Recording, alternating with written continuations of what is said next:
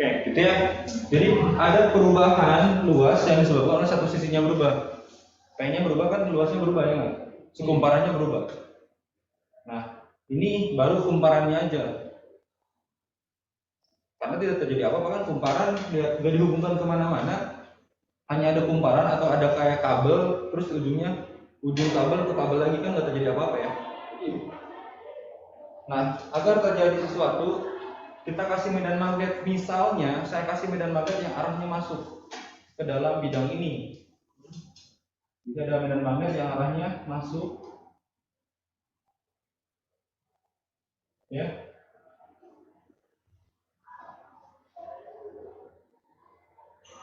Oke, ini B-nya arahnya ke dalam ya, atau masuk bidang. Dia punya luas, dia punya medan magnet, maka akan timbul flux ya. Oke, sepakat sampai situ? Saya pelan-pelan nih jelasinnya. Akan timbul flux magnet kan? Ada flux magnet yang besarnya BA cos theta ya. B-nya ada, A-nya panjang kali lebar kan? Sudah ada fluxnya. Nah, ketika misalnya ya si batang ini digeser ke kanan sana ya, sampai ke titik ini misalnya berubah, pokoknya digeser. Nah, pada saat digeser luasnya berubah kan ya. Ketika luasnya berubah, maka flux berubah. Ketika flux berubah, timbullah GGL menurut hukum Faraday kan.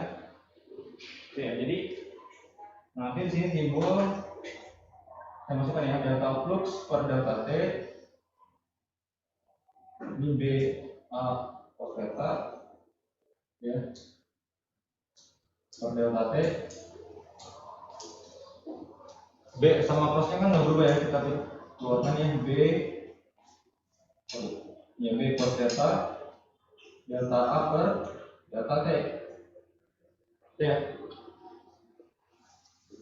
Nah, kemudian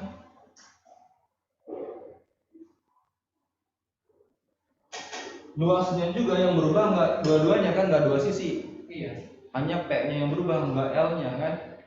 Berarti boleh nanti gini, delta P per delta T ini kan dikali L ya, gitu ya. Oke? Iya. Oh iya. Ya. Fokus ke sini. Delta P per delta T. Delta panjang per delta waktu. Panjang per waktu. Satuannya ini meter per sekon. Meter per sekon itu adalah satuan dari besaran apa? Meter per sekon kecepatan atau kelajuan ya, kecepatan atau kelajuan. Jadi ini sebenarnya bisa diganti dengan V.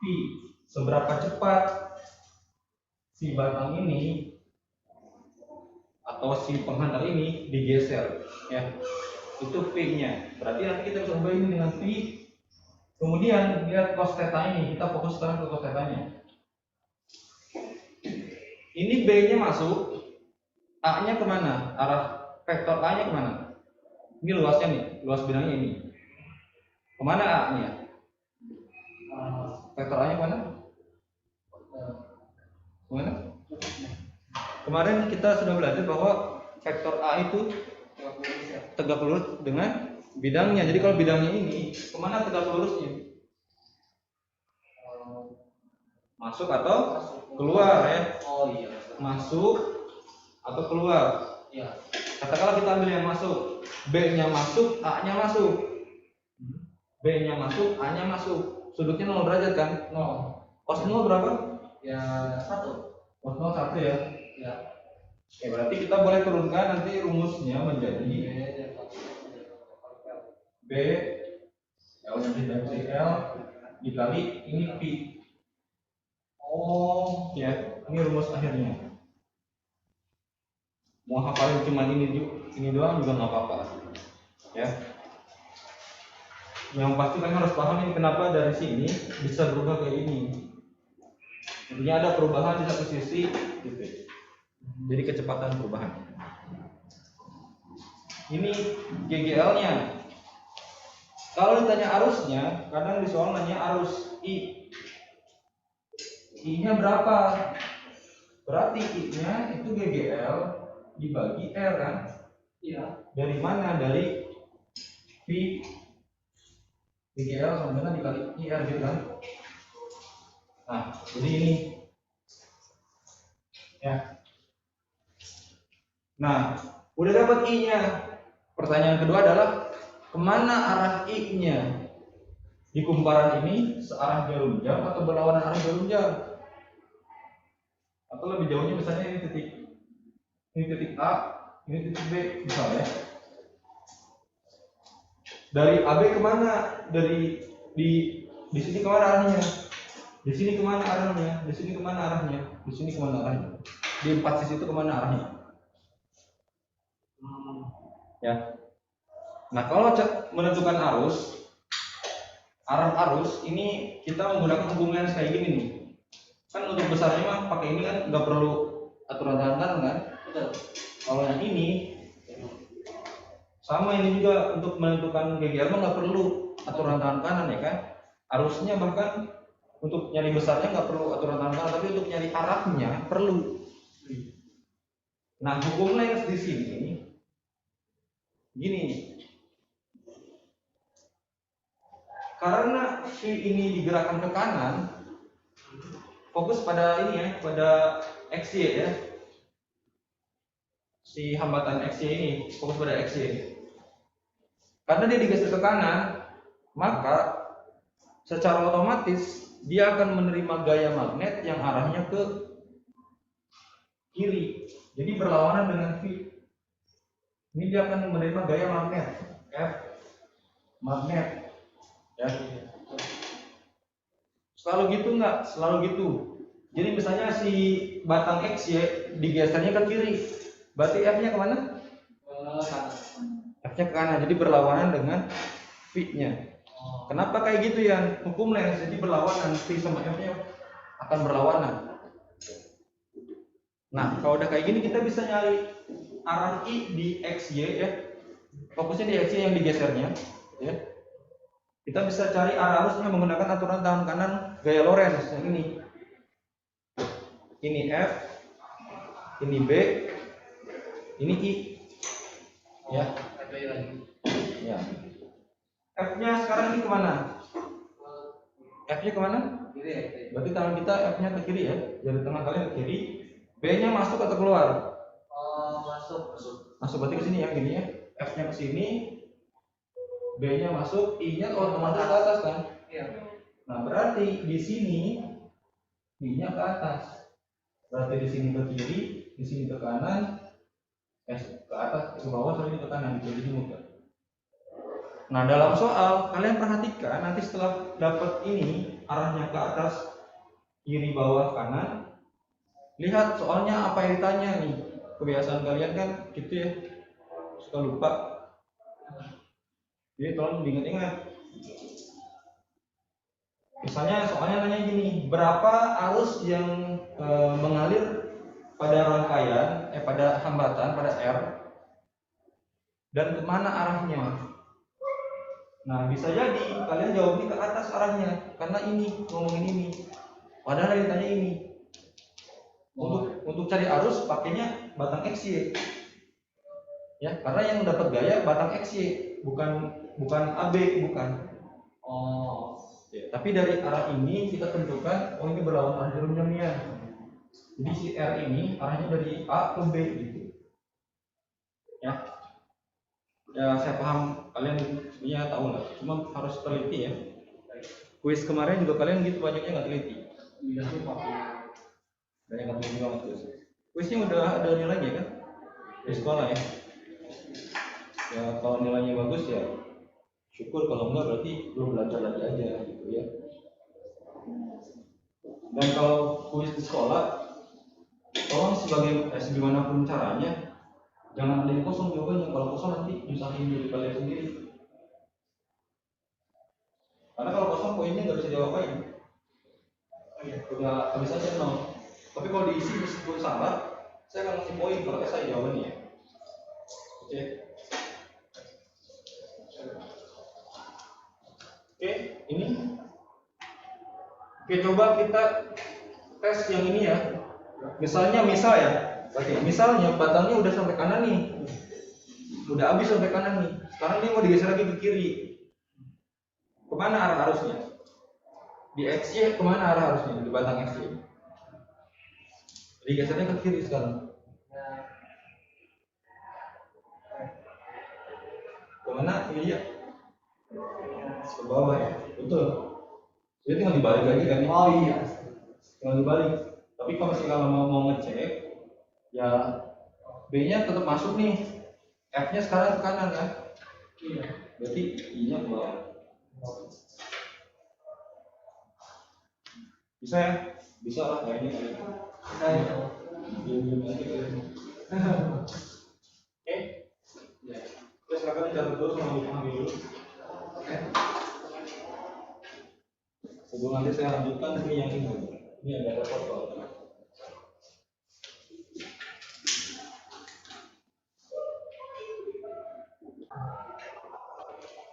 Saya lanjut ke perubahan theta. Perubahan theta itu gini. Jadi ada rangkaian atau ada sebuah sistem di mana di situ ada medan magnet yang tetap konstan medan magnetnya. Kemudian luas kumparannya juga konstan, nggak berubah-ubah. Tapi sudut tembusnya itu bisa berubah. Gimana kayak gini? Kayak misalnya ada sistem, ini ada medan magnet nih, arahnya katakanlah ke kanan gitu ya. Nah, dia akan menembus sebuah bidang. Ini ada bidangnya nih. Ini yang ditembus, tapi si bidang ini bisa berputar. Gitu ya. Jadi si bidangnya bisa berputar. Paham nggak maksud saya? Biasanya bidangnya nggak cuma satu sih, banyak. Kumparannya ini lilit-lilit gitu. Ini kan cuma satu lilitan. Bisa 2, bisa 3, atau bisa berapapun. Bisa 100, bisa 1000 gitu ya. Dililit. Jadi nanti ada jumlah namanya N, yaitu banyak lilitan. Kasusnya sama dengan ini nih. Ini juga kan lilitannya nggak 1, tapi 1, 2, 3, 4, 5 misalnya. Berarti nanti ini harusnya dikali dengan banyak lilitan. Gitu. Karena satu lilitan menghasilkan sekian lilitan, makin banyak yang dihasilkan, gitu ya gampangnya. Oke. Jadi ini ada sistem punya luas, kemudian ada medan magnet di sini. Ada flux, ya kan? Ada flux. Tapi tidak terjadi apa-apa sebelum dia berubah tetanya. Jadi katakanlah tadinya gini, B dan A-nya tetanya 0. Berarti cos tetanya 1 kan? Terus pas ketika kayak gini nih, kan diputar jadi gini. B-nya kan konstan ke sini. Sekarang cos tetanya nilainya 0. Karena sudutnya 90 derajat kan? B-nya ke sana, A-nya ke sana 90 derajat. Terus kalau di sini berapa tuh? 30 derajat katakan. Kalau di sini 45, 60 gitu ya. Pokoknya terus berubah. Dan setiap derajatnya itu berarti gitu, ada nilainya. Artinya perubahannya itu nggak bisa perubahan diskrit. Kita harus pakai perubahan kontinu yang di setiap perubahan ada nilainya, gitu ya. Saya pernah jelasin belum perubahan diskrit dan kontinu? Pernah ya? Di hari kemarin harusnya sih udah saya jelasin. Kalau kalian lupa saya ingetin. Jadi kalau diskrit itu perubahannya 1, 2, antara 1 dan 2 nggak ada. Kayak bilangan bulat, 1, 2, antara 1 dan 2 ada bilangan bulat nggak? Nggak ada kan? Ya. Tapi kalau bilangan rasional ada 1,1, 1,2 gitu ya, bilangan bulat. Tapi kalau bilangan bulat nggak ada gitu. Nah kayak gitu, perubahan diskrit namanya. Tapi kalau perubahan kontinu itu di antara dua nilai ada nilai yang lain dan banyak. Dan selalu ada nilainya. Misalnya warna merah dan warna kuning, antara warna merah kuning apa? Oranye. Antara oranye dan kuning, oranye kekuningan, kuning ke oranye-oranyan gitu ya. Ini kan biasanya kalau di cewek jadi nomor-nomor lipstik, nomor-nomor kayak gitu, ya kan? Beda satu nomor beda kan rasanya. Buat kalian rasanya beda kan? Ya, buat cowok-cowok sih kayaknya nggak beda sih, sama aja. Buat cowok merah ya merah, tapi kan ternyata merah tuh banyak kan. Ada merah marun, ada merah hati, ada merah apa lagi? Merah bata, merah memar, merah apa lagi? Banyak kan. Tapi buat cowok ya merah aja gitu. Ya. Jadi itu artinya perubahan kontinu. Jadi setiap di antara dua nilai ada nilai yang banyak. Itu kontinu namanya. Jadi perubahan di sini perubahan kontinu. Di setiap derajat itu punya nilai, costnya beda-beda, ya kan? Maka untuk perubahan di sini kita perlu pakai perubahan kontinu juga. Jadi kita pakai nanti ini deflux dt. Ya. Nah, fluxnya BA cos theta. Theta sedikit saya ingatkan lagi kemarin di kelas 10 ya. Theta sama dengan omega dikali T, ya enggak? Iya. Saya sudut gerak melingkar ya. Di gerak melingkar yang di sapu sudut itu sama dengan kecepatan sudut dikali waktunya. Sama kalau di gerak lurus itu S sama dengan V dikali T. Ya, ini theta sama dengan omega dikali T. Dengan omega itu bisa 2pi dikali R atau 2pi dibagi periode T. Oh iya. Jadi jangan kaget nanti kalau di soal dicari omega tapi nggak ada omega, adanya R atau T. Dan satuan omega nih, kalian perlu ingat-ingatnya, satuan dari omega ya. Satuan omega itu radian per ini yang SI-nya. Meskipun ada yang nggak SI dan itu lebih terkenal. Kalau ini harusnya tahu nih. RPM. Tahu RPM? Radian per menit. Rotation per minute ya. Oh. Jadi kalau saya ada motor atau ada mobil, ini torsinya biasanya 1000 rpm itu gede tuh. Semenitnya 1000 kali muter berarti. Kayak gitu ya. Nah ini setara dengan berapa radian per sekon? Setaranya 1 rpm itu berarti yang satu rotasi kan berapa pi? 360 ya? 360 itu berapa pi? 2 pi. 2 pi per 1 menit berapa detik? Saya sekitar 60. Ini 1 rpm sama dengan 2 pi per 60 radian per sekon.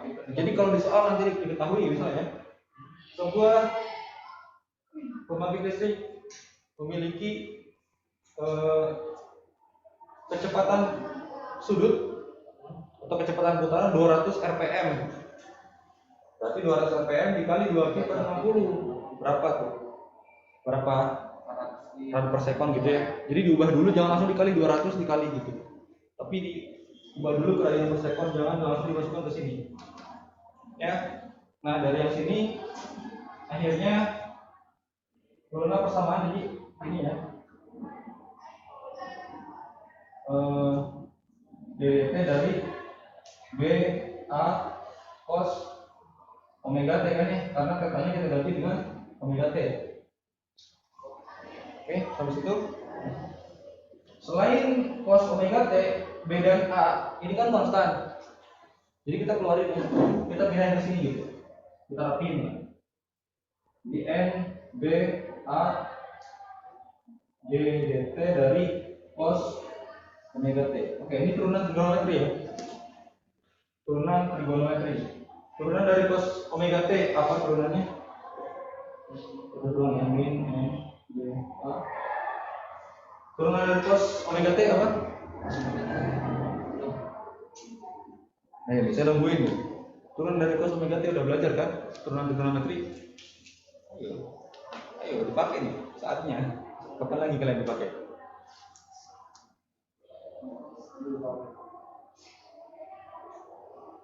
Lebih keras? Jadi kayak Dora saya. Lebih keras. Turunan cos omega T apa? Min B Min sin ya. Berarti ini min sin omega T dikali turunan dalamnya ya? Ya nggak? Iya. Turunan berantai kan? Turunan dari omega T apa? Turunan omega T terhadap T apa? Kx diturunin terhadap X jadinya? Pelan-pelan ya ini. 5x turunin jadi 5. Bisa ya? AX diturunin terhadap X jadi oh, oke. Omega T diturunin jadi dari omega T diturunkan terhadap T jadi omega gitu ya. Oh, gitu.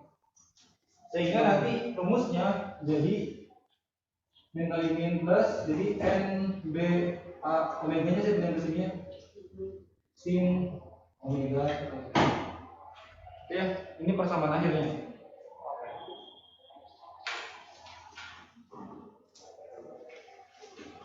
Kalau ditanya GGL maksimum, nih, GGL maksimum itu sama dengan N B A omega. Jadi sin omega-nya dianggap 1 kalau maksimum ya. Karena nilai sin cos itu maksimum 1, minimum 0. Oh iya. Ya kan? Iya. 0 cos ya cos sin 0 kan? Sin 90 1 sin 180 0 lagi ya. Sin 270 min 1 ya kan? Iya. Terus 0 lagi. Jadi 0 1 0 oke, bisa dipahami ya? Iya, bisa ya. Oke, ini ya. Silakan. Kita dulu sambil diperhatiin dikit-dikit.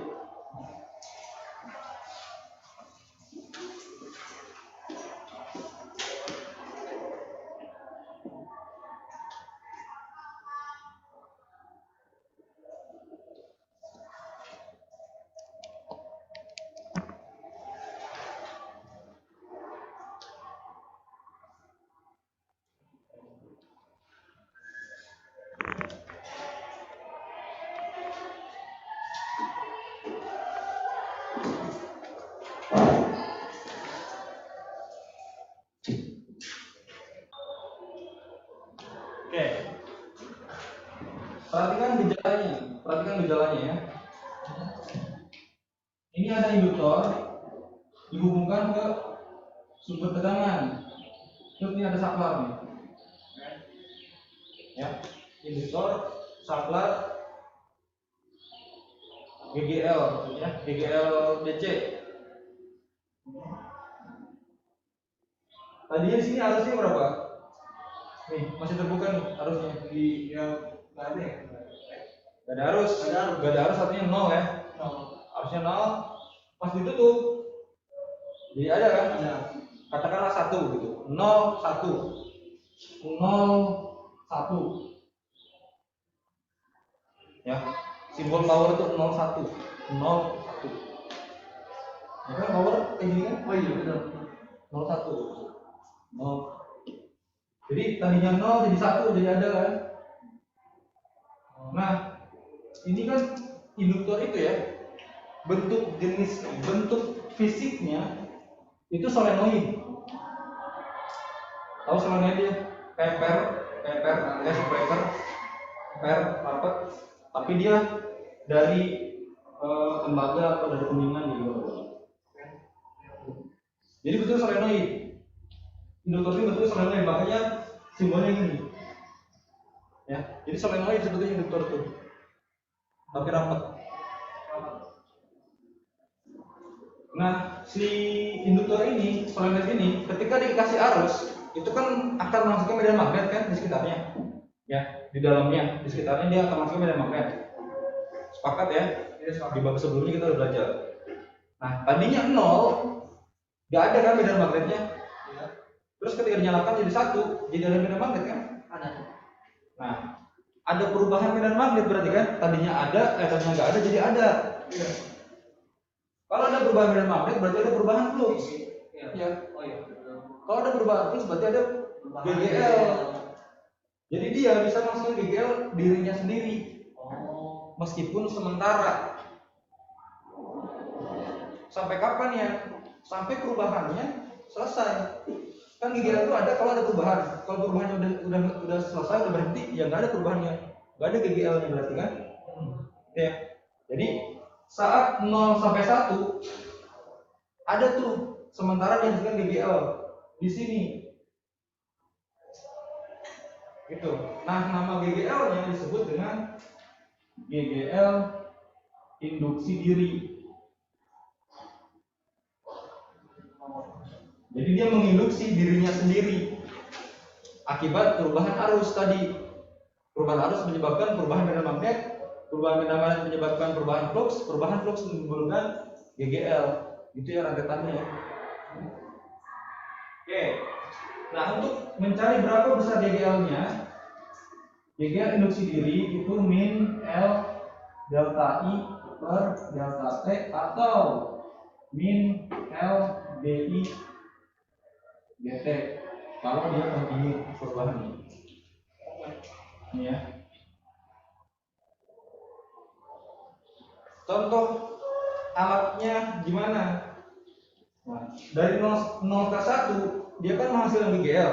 Berarti dari 1 ke 0 juga menghasilkan kan karena berubah. Jadi ketika dinyalakan dia menghasilkan GGL, ketika dimatikan menghasilkan juga. Nah, itu kalau di alat, kalau ada sebuah alat terus ada lampu indikatornya misalnya nih, charger laptop misalnya, kalau charger laptop sekarang ini nggak ada. Charger yang ada lampunya atau TV itu yang ketika dimatikan dia ada lampunya, ada indikator lampunya misalnya di sini nih. Ini ada itu yang nyala. Warna merah itu di Nah, ketika dicabut dia nggak langsung mati kan, tapi matinya pelan-pelan. Iya. Nah, itu akibat dari induktor. Salah satunya akibat induktor. Jadi ketika dimatikan seluruh rangkaian udah mati, tapi induktor masih punya GGL sedikit untuk menyalakan lampu tadi, untuk menyalakan yang lainnya, rangkaian di sekitarnya. Jadi nyalanya matinya nggak langsung spread mati gitu, tapi pelan-pelan. Fungsinya apa ya? Karena alat listrik atau alat ya komponen listrik itu nggak, mereka tuh kagetan 0 sampai 1 langsung drop gitu, nggak bisa. Itu bisa cepat rusak ya kan? Kayak lampu kalau misalnya kalian nih, kalau kalian lampu kayak gini-gini nih di rumah nih, pasti dimarahin sama orang tua kalian. Iya. Selain karena silau ngapain juga kan? Iya. Itu cepat rusak nanti ke alatnya, karena dia kaget. Apalagi tegangan tinggi, harus turun dulu. Gini weh, kalian kalau bawa motor ke bawah mobil, rem mendadak, gimana? ya terlempar. Bisa kelempar, bisa slip, bisa ya banyak hal ya. Iya. Kebanyakan sih slip. Gitu ya. Jadi alat listrik itu sama, ketika tadinya ada terus tiba-tiba mati nggak bisa, maka perlu pelan-pelan direm dulu. Oh, Kayak gitu. Nah, fungsinya salah satu fungsi dia ini, ya. Induktor. Kalau sendiri. Nah, ini kan sendiri, makanya dia menginduksi diri sendiri. Selanjutnya, kalau ada dua induktornya, ada satu induktor, ada induktor lagi nih. Dideketin mereka berdua tuh, maka akan menginduksi, saling menginduksi, disebut induksi bersama. Saya nggak akan bahas, tapi kalian perlu tahu ada induksi bersama namanya. Akibat induksi satu dengan induksi kedua saling berinteraksi, jadi ada induksi bersama gitu ya. Nanti sebenarnya ada GGL induksi bersama, ada GGL induksi bersama. Tapi saya nggak akan bahas. Kalau di SBMPTN ada mungkin saya bahas, tapi kalau nggak usah, nggak akan saya bahas karena nambahin banyak. Yang penting kalian paham ada induksi bersama, karena induktor bisa saling menginduksi gitu ya. Nah, yang lebih penting dari itu, misalnya ada induktor, di sini juga ada induktor. Kemudian induktor ini dihubungkan dengan sebuah besi lah katakan gitu ya. Jadi besi ini satu dililit, di sini juga dililit, terus ini dihubungkan misalnya nanti, ini dihubungkan ke rangkaian gitu ya. Katakanlah ini rangkaian primer atau ini kumparan primer, ini kumparan sekunder. Nah, ketika arusnya diubah, kan jadi ada induksi di sini ya. Iya. Ini juga ada induksi nih. Jadi induksinya nanti saling berinteraksi nih. Ini juga saling berinteraksi induksinya. Akibat interaksi induksi itu dan akibat jumlah banyaknya kumparan primer dan sekunder yang berbeda, misalnya primernya 10, sekundernya 20 atau sebaliknya gitu ya. Pokoknya ada beda jumlah antara banyaknya kumparan primer dan sekunder menimbulkan perubahan tegangan di ujung-ujungnya. Ya. Ini SMP pernah sih kalian belajar. Kayaknya ingat sih, nama alatnya adalah transformator. Atau bahasa Inggrisnya transformer. Ya, atau bahasa Sundanya trafo. Disingkat ya, transformator, trafo. Oke ya.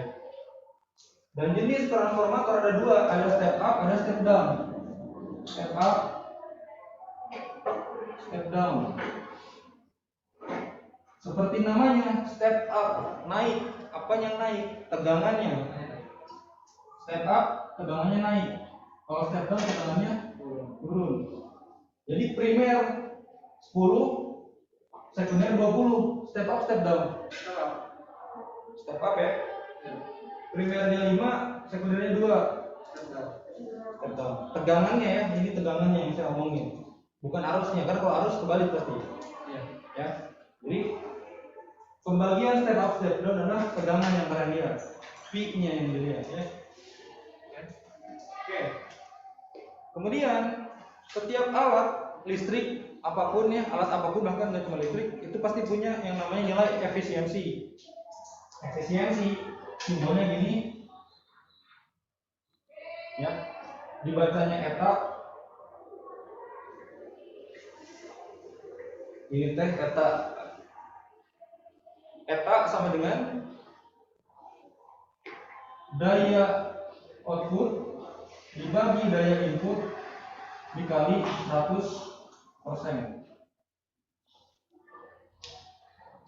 Ini ya. Daya input dibagi daya output. Daya output dibagi daya input. Hasil dibagi modal. Kenapa? Karena gini. Modal daya yang masuk itu nanti akan berubah jadi ada yang hasil outputnya, ada yang hilang. Oh iya. Maksudnya gimana? Ya kan ini dikasih energi 1000 misalnya, yang hasilnya jadi cuma 700, kemana 300 lagi hilang? Hilangnya bisa jadi berubah bentuknya, nggak jadi listrik lagi tapi jadi panas, alatnya jadi panas gitu kan. Itu efisiensi. Nah, semakin besar efisiensi semakin bagus alatnya. Kalau efisiensi ideal, kalau SMP kan efisiensinya ideal. Kalau ideal itu berarti efisiensi 100% gitu. Artinya input sama dengan output gak ada yang hilang. Nah itu nggak mungkin. Kalau di kehidupan nyata tuh nggak ada kayak gitu. Ya. Oh iya, satu lagi nih, lupa. Karena P sama dengan P dikali I, ini nyambung nih bagian ini. Maka nanti eta efisiensi sama dengan V output dibagi P input dikali 100. Oke. Bisa kayak gitu.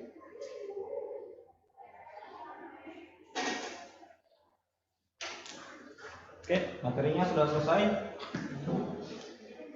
Mungkin tinggal ada soal hari Jumat ya. Oke. Silakan kalian cari soalnya dulu. Kalau kalian nggak ada yang nyari soal, saya yang nyari soal kuis nanti. Ya. Kalian nggak mau kuis? Nggak mau kuis langsung kan sebelum latihan soal kan? Tolong cari soalnya. Saya serius. Saya lagi bikin soal soalnya sekarang.